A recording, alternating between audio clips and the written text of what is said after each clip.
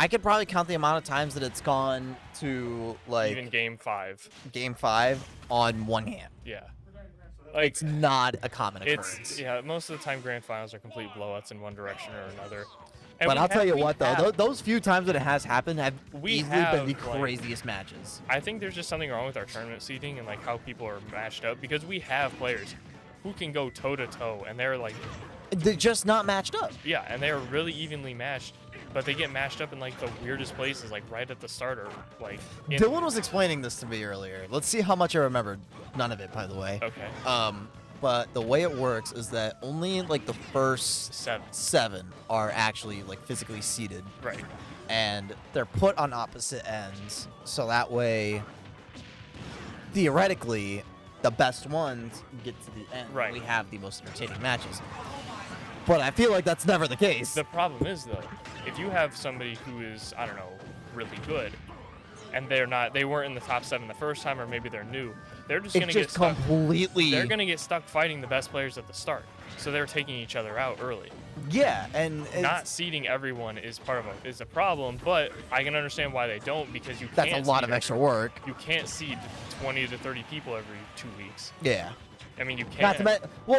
But no one signs up until the last day. Yeah. And it's just too much work. You could definitely see people up until like, if they sign up like an hour before and we already have seeded the bracket, they just get put as the lowest seed, and that's their punishment for signing up late.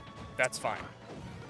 That's actually a pretty good workaround, yeah. Then like you have up to an hour before we seed the bracket, some random Joe Schmo or Brady signs up late, and instead of being like, oh, well, because you have a good record and you signed up late, we'll put you here.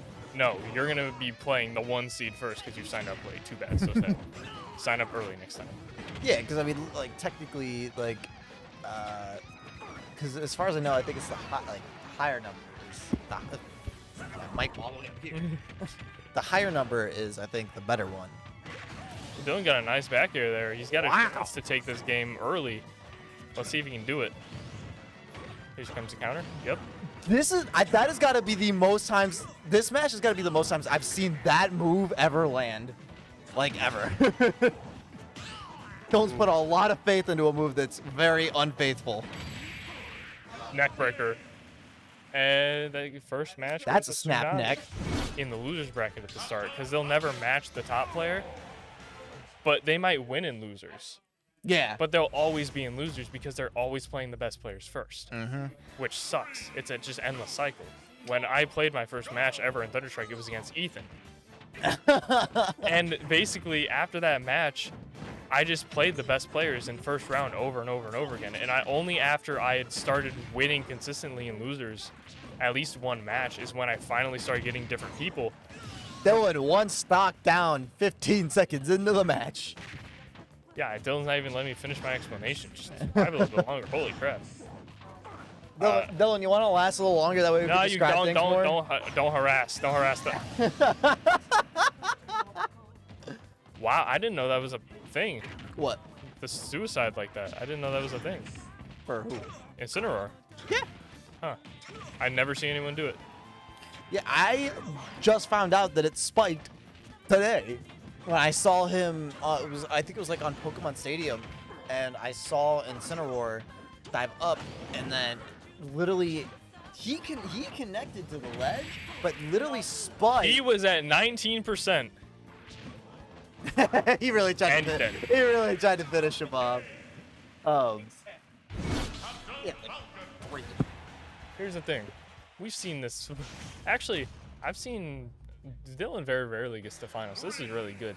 But also, like, Ethan isn't here, Spencer isn't here, Michael isn't here. I'll tell you right now, Ethan fell off a little bit. Well, yeah, because, like, he doesn't have time to play as much anymore. None of us do. Exactly. Except for, like, I don't know, do you?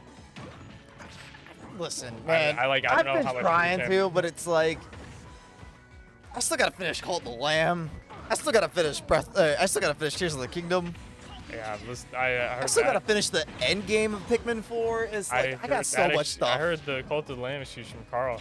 Buy him Stardew Valley. The man doesn't play it for the first month he owns it.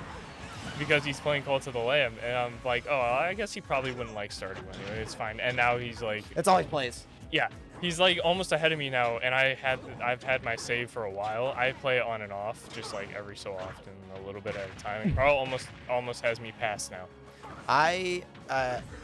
The footstool, wow. I was